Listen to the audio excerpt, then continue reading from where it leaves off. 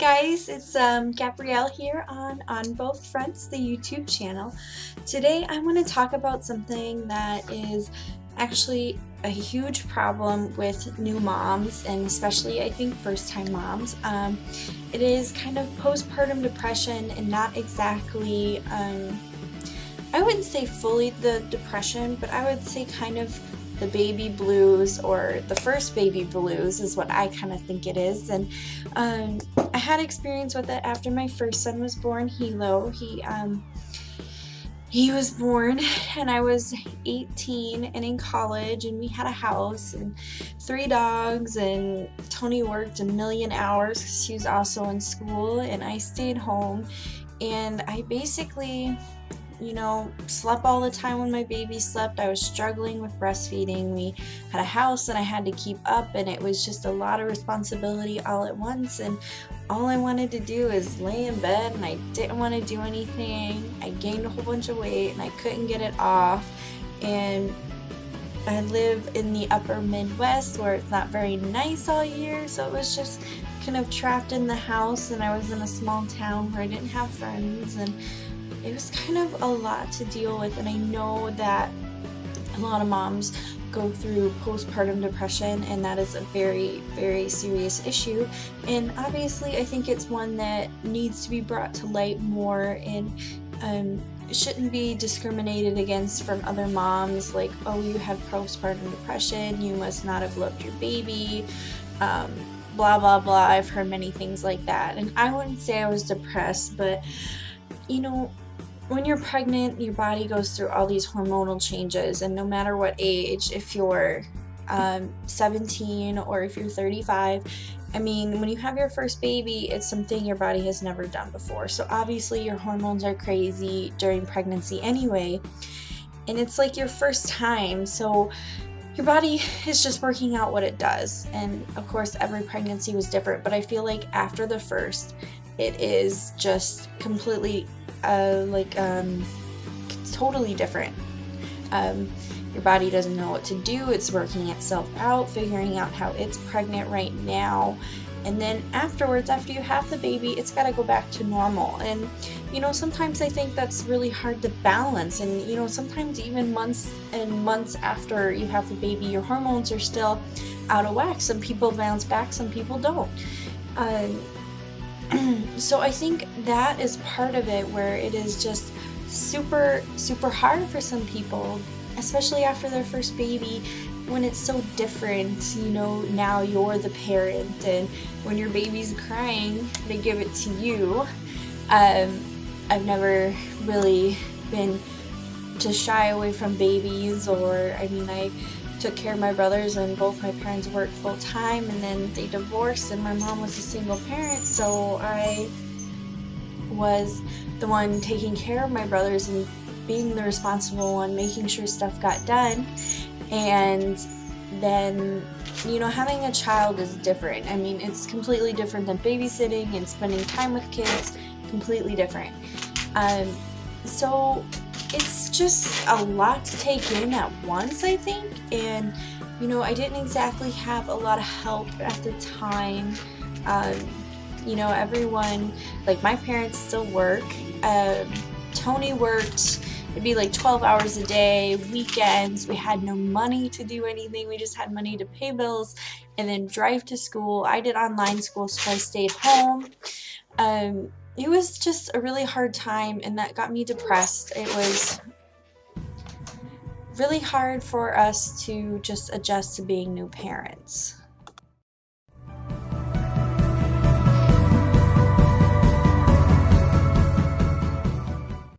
Saying about postpartum depression and the first baby blues, it is really something that is quite normal. I would say it is quite normal.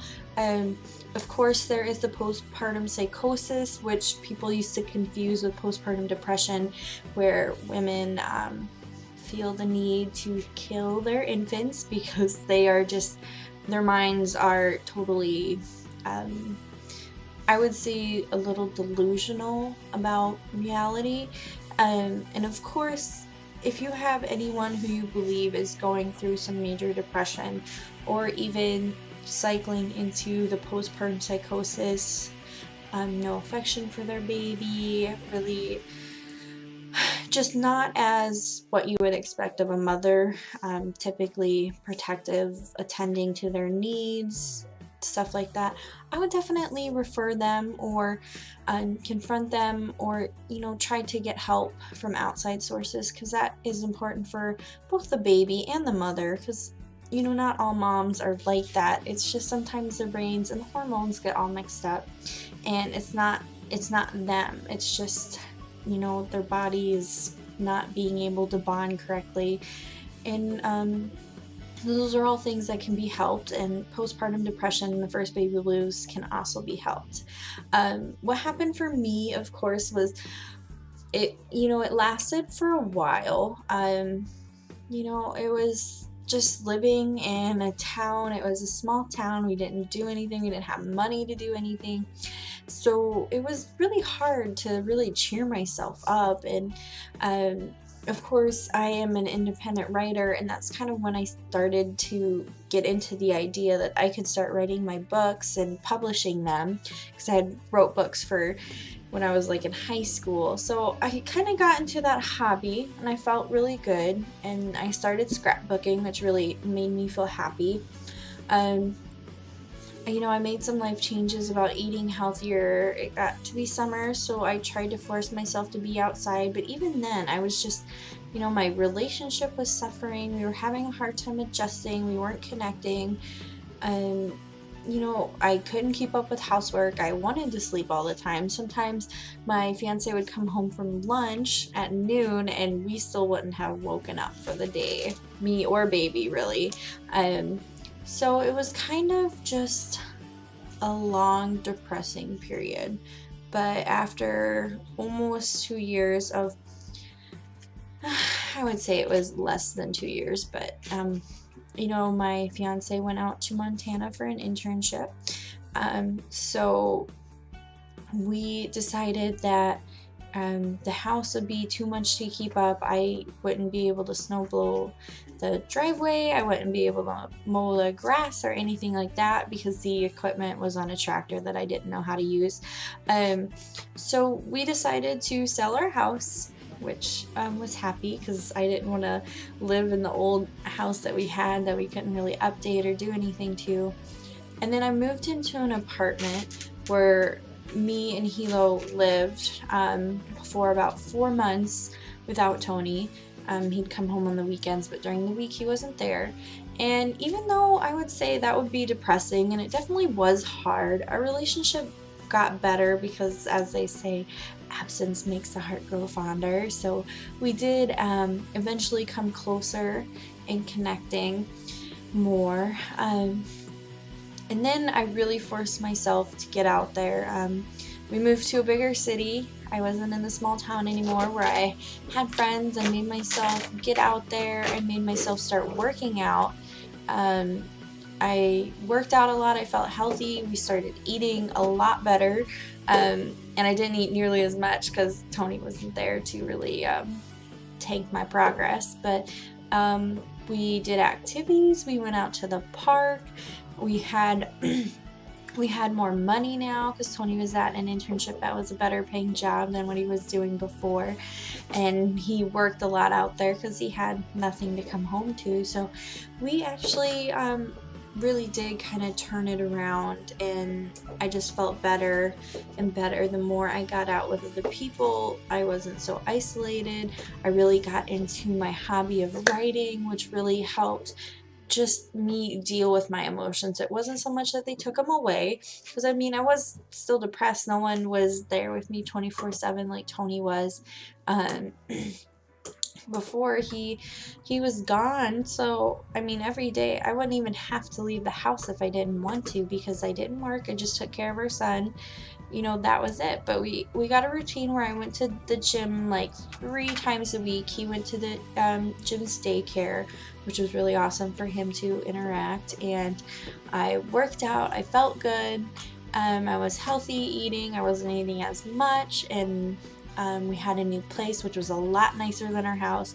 Our house was like an old schoolhouse that wasn't restored, and it wasn't even original. Someone had updated it in the 70s, so it was just really dated and ugly and old and falling apart, and we just didn't have the money to fix it, and we didn't want to stay in the town forever, so we just kind of got rid of it. But luckily we were able to flip it for quite a significant difference than what we bought. So I mean, not everything turned out bad, but anyways, so what I found from writing is that it helped me deal with emotions that I was expressing or feeling like in my life right now.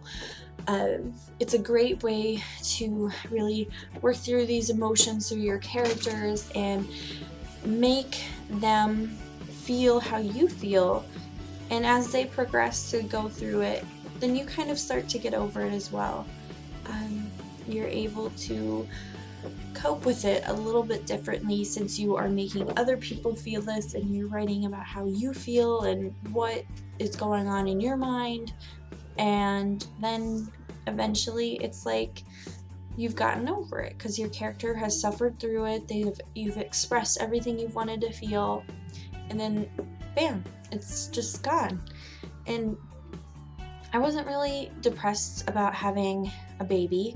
I never really, I wasn't a partier. I didn't go out a lot. We didn't really have a lot of friends that we went out to. We just worked and went to the movies, and it was just me and Tony. So it wasn't like I was having a lifestyle shock, which is what some parents, I would say, experience as first baby blues, is that they're finally parents and they can't go out as much. They realize, you know, their friends who don't have babies are going out, they're drinking a lot, they're partying it up, and you know, babysitters are expensive, so you can't go out, you know, every night of the week. You have work, you have responsibilities, you know, things change. And I think some people, that is also part of the first baby blues, is that they're adjusting to being a parent and lifestyle not being so selfish and about them. But for me, it was more emotional, and I was isolated and just kind of depressed with just everything. Like I said, I turned it around. We just started making more money. We were able to do things. We joined a gym. We ate healthier. Tony went away for 4 months, so that really made us cherish the weekends that we had together. You know, and I put myself out there. I got more friends, and I connected with the ones I had. So it really does help to get out there. Find some kind of hobby that you enjoy. Like I said, writing for me, it does not take any money at all. You can just even type it on the notepad that you have on your computer. You don't have to have Microsoft Word or whatever you have on a Mac. I have no idea. Even if you don't write stories, or you're not into that, you could just do it to express your emotions and your feelings. You know, how to deal with anger and emotions. They always say to write a letter to someone who is bothering you, and even if it's to your baby, your significant other, your over obsessive mother-in-law, whoever it is, just write the letter and don't send it.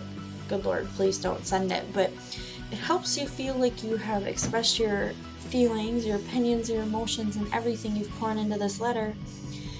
And then what I find satisfying when dealing with things, especially with anger, if you actually physically write it on a piece of paper and then you light it on fire. I mean, or burn it in your grill or whatever is safest. But it really helps validate those emotions that you are having, and then that's a way to release them. It's like, it's a releasing and relieving feeling when you see it light up and you're just like, it's over with.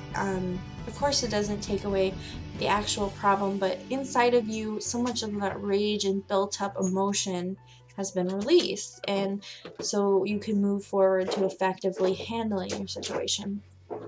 So here is the following list of what I would do to get rid of my postpartum or first baby blues.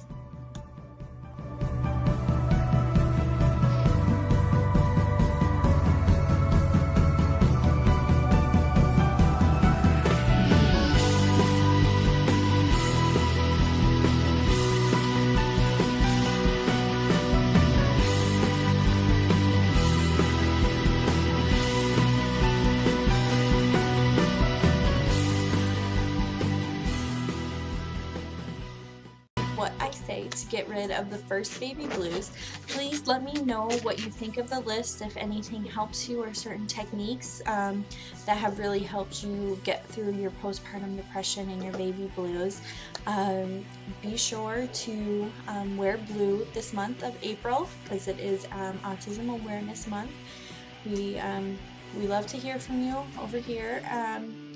Be sure to follow me on my Instagram account on Both Friends, where I post videos and pictures and everything else like that of our daily lives. I'm trying to keep everyone posted on the medical progress of everything, which, believe me, is slow.